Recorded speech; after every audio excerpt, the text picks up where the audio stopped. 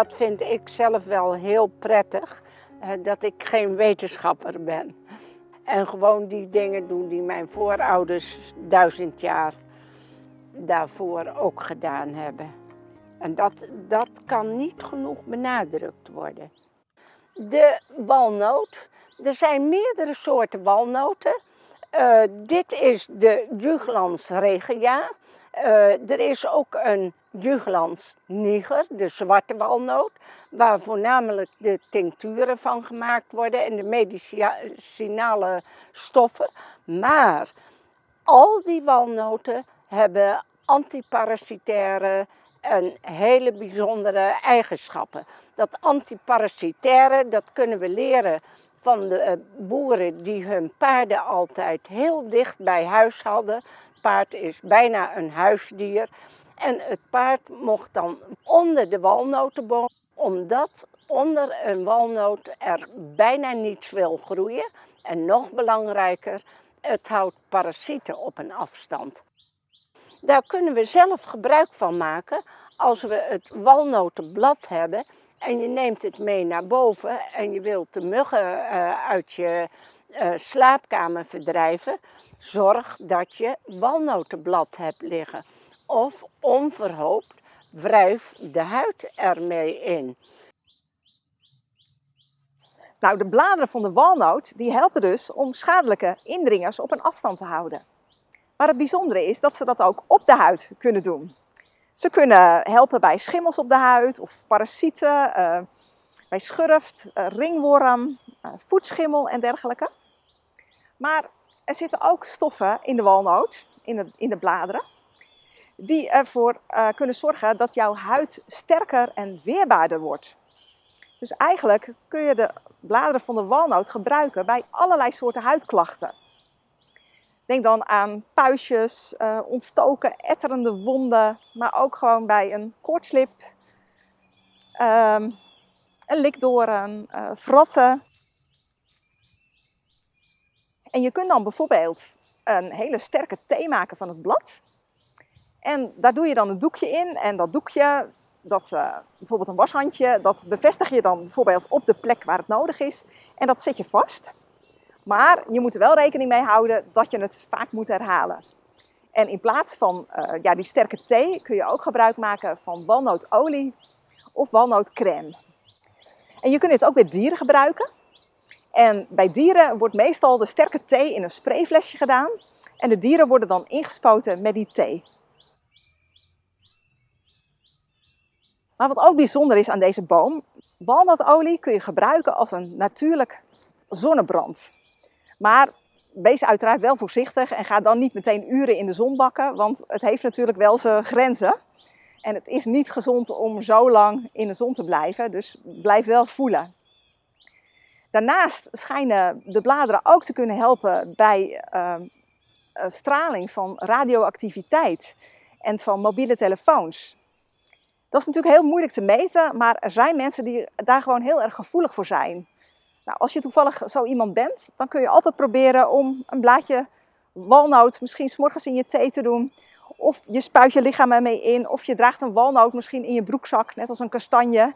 En ja, hopelijk helpt het jou om makkelijker met die straling om te gaan. De bladeren van de boom die ruiken heel erg lekker wanneer je ze kneust. Ze ruiken een beetje citroenachtig.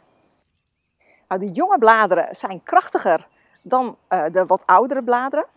Maar je mag ze wel gewoon gebruiken.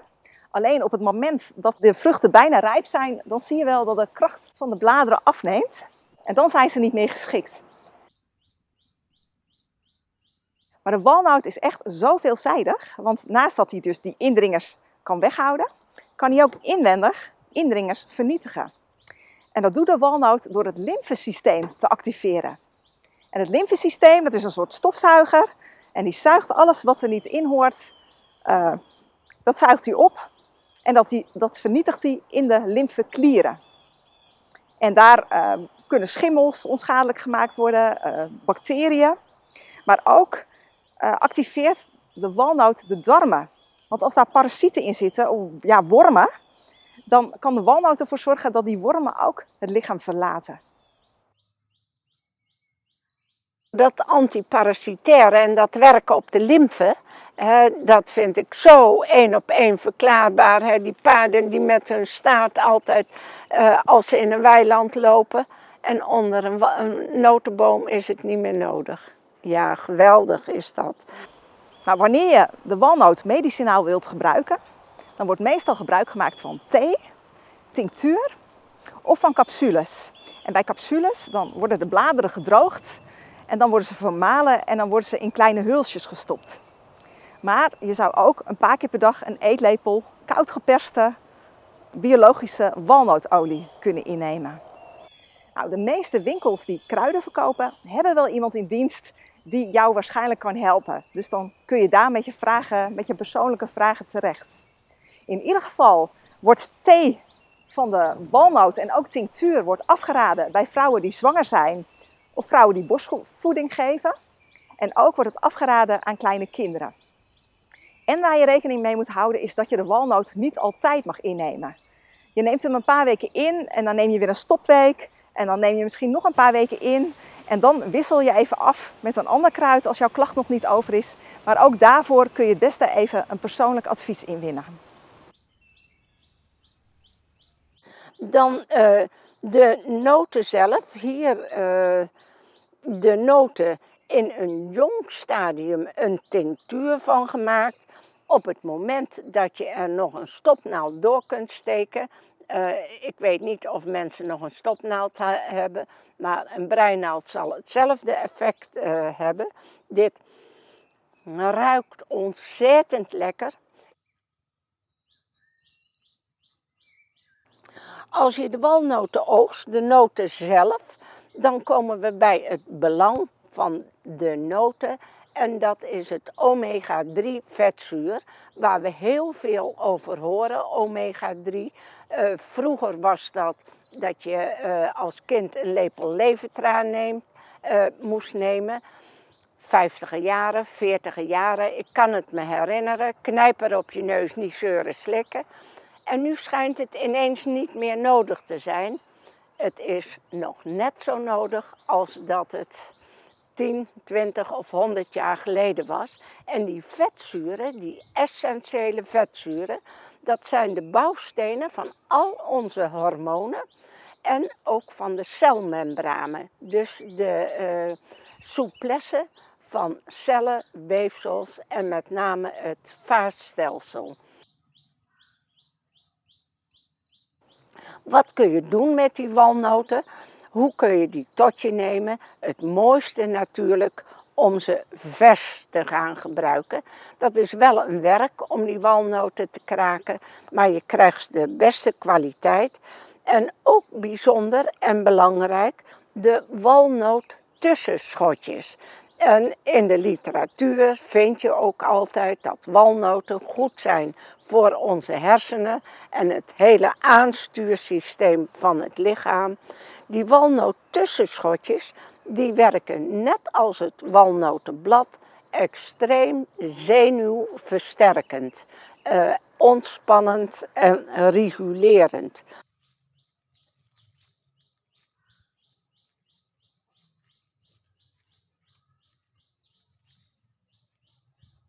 Wanneer je thee van de tussenschotjes wilt maken, dan neem je ongeveer 4 à 5 van die tussenschotjes per kopje thee.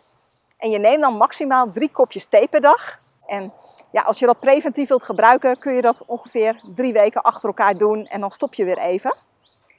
Dat is dus heel erg goed voor de hersenen en voor hart- en bloedvaten. En dat het goed is voor onze hersenen, dat heeft de boom ons wel heel makkelijk gemaakt om te onthouden. Want wanneer je kijkt naar een walnoot, die zien er gewoon uit als een hoofd. Die harde schil, die bijna niet te kraken is. Dat is net als onze schedel. Die is heel stevig. En dat bruine vlies, wat dan om de vrucht zelf zit, dat kun je vergelijken met het hersenvlies. En het witte vruchtvlees, dat kun je vergelijken met de hersenen zelf. Want walnoten eten is gewoon heel goed voor het hoofd. Ze zitten niet voor niets in studentenhaven. Want wanneer je een vertroebeld hoofd hebt, wanneer je niet helder kunt nadenken, dan is dit een middel wat je zou kunnen nemen om weer helderheid in je hoofd te krijgen. Bij de Chinese geneeskunde gebruiken ze het ook wanneer iemand last heeft van oorsuizen. Want dan kun je ook niet goed luisteren, niet helder denken. En ook wordt het gebruikt bij Alzheimer, dementie en dergelijke. Dus het is echt wel een heel krachtige boom. Nou, en het feit dat deze boom zo gezond is, dat komt natuurlijk door de inhoudstoffen. Er zitten heel veel mineralen in. Denk aan magnesium, koper, fosfor, maar er zit ook jodium in. Als ik dit ruik, dan doet me dat aan jodium denken. Jodium zit bijvoorbeeld ook in de schil van lijnzaad. En waarom zit dat in de schil van lijnzaad? Ja, om parasieten op een afstand te houden. Jodium, je hebt het nodig om je schildklier zijn werk te laten doen. Om de gashendel harder en zachtjes te gaan zetten. Maar wat gebeurt er? Dat schilletje, dat bruine schilletje, wat het schilletje is wat insecten en parasieten op een afstand moet houden. Dat heet in de literatuur fitinezuur. En fitinezuur, niet ieder lichaam kan daartegen. Op het moment dat je de walnoot gaat weken, 1 of 2 dagen, en spoelen met schoon water, dan smaakt die walnoot weer als vers. En als je mensen hebt die dat fitinezuur niet verdragen, wat ook in granen heel veel zit, wat natuurlijk de afweer van de plant is tegen andere narigheid die een plant kan overkomen om te voorkomen dat die gaat spruiten, dan kun je hem daarna nog weer drogen en dan is dat fitinezuur eruit. Verder die walnoot, die dan als vers smaakt, die kun je ook conserveren en inleggen in honing. En dat is wel een van de ultieme delicatesses die ik me kan voorstellen. Dus confijten van walnoten. Het kan zowel met zoet als met zout.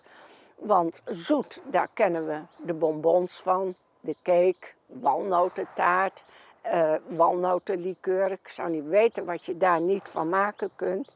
Maar hartig is ook ongelooflijk aangenaam. En een van de mooiste dingen die we nu in de nadagen van de zomer nog kunnen gebruiken, dat is het maken van pesto's. En als je dat in dit geval met walnoten doet, dan heb je de eigenschappen van de omega-3 vetzuren, die niet in zo heel veel plantaardige producten zit, maar wel heel erg belangrijk en essentieel is voor het menselijk lichaam. Die vang je dan gelijk mee. En hoe mooi kan het zijn dat gezond zo ongelooflijk lekker kan zijn. Oh wee, als jij niet genoeg maagzuur hebt, daar kan niet genoeg over verteld worden. En dit is ook wat de walnoot en de walnotenbladthee doet. Dat helpt de maagwand te versterken en het maagzuur aan te maken. Ja, maar daar gaat het nou net over. Ja, de natuur werkt zo logisch. Ja. Nou, vroeger plantte men een walnootboom op het moment dat er een kind geboren werd. Want tegen de tijd dat het kind volwassen was, dan was de boom groot en zat er heel veel hout aan. En dat hout kon dan gebruikt worden voor de inrichting van het huis. Want walnoothout geeft echt prachtig hout. En walnootmeubels zijn ook altijd heel erg duur. Ja, helaas in de omgeving waar ik woon worden steeds minder walnotenbomen aangeplant. Dus ik hoop misschien dat jullie na dit verhaal van deze boom willen helpen om ze ook neer te zetten. Er is nog veel meer over deze boom te vertellen. Ik ga het hierbij laten, maar Marie die gaat nog even verder. Dit jaar helaas heb ik geen enkele walnoot aan mijn walnotenboom. Want in het vroege voorjaar hebben we 1 ongelooflijk koude nacht gehad. Alle walnotenblaadjes hingen als een voddenbal aan de boom. En dit jaar heb ik geen enkele walnoot. Maar dat komt dat ik op de koudste plek van Nederland woon, bij het begin van de IJsselvallei. Maar gelukkig heb ik nog van vorig jaar noten. En bijzonder is dat je soms 2, 3 jaar lang die walnoten gebruik ervan kunt maken. Zo mooi zitten ze opgesloten in hun jasje. Wat ook nog hele leuke weetjes zijn. In de cosmetica-industrie wordt er ook van de walnootolie gebruik gemaakt. Het is wel een olie die redelijk snel ranzig wordt. Maar als je dat gebruikt als anti-zonnebrandolie, je wordt er veel sneller bruin door. Je krijgt een prachtige tand over je huid en je verbrandt minder snel. Die stof zit overigens ook in het blad. En dat blad is nogal makkelijk oogstbaar. En wij kennen het ook van een haartonicum. En een haartonicum van het blad, en blad is er genoeg, zou je kunnen maken door het blad op appel- of ciderazijn te zetten. Precies zoals je een tinctuur maakt, dit een tinctuur op ciderazijn te maken. En het mooie daarvan is dat appelsieder natuurlijk duurzaam en houdbaar is. En dat als massageolie voor de hoofdhuid gebruiken. En dat heeft een hele gunstige bijkomende eigenschap. Dat nu ik bijna tegen de 100 ga lopen, begint er zo hier en daar een grijs haar door te piepen. Ik ga een try-out doen. Of ik het weer terug kan krijgen naar datgene wat het ooit geweest is. Maar je krijgt er mooi kastanjebruin haar van. Het brengt de oude haarkleur weer terug. Ik heb het nog niet geprobeerd, maar ik geef het een kans. Maar ik vind dit zo een lekkere thee.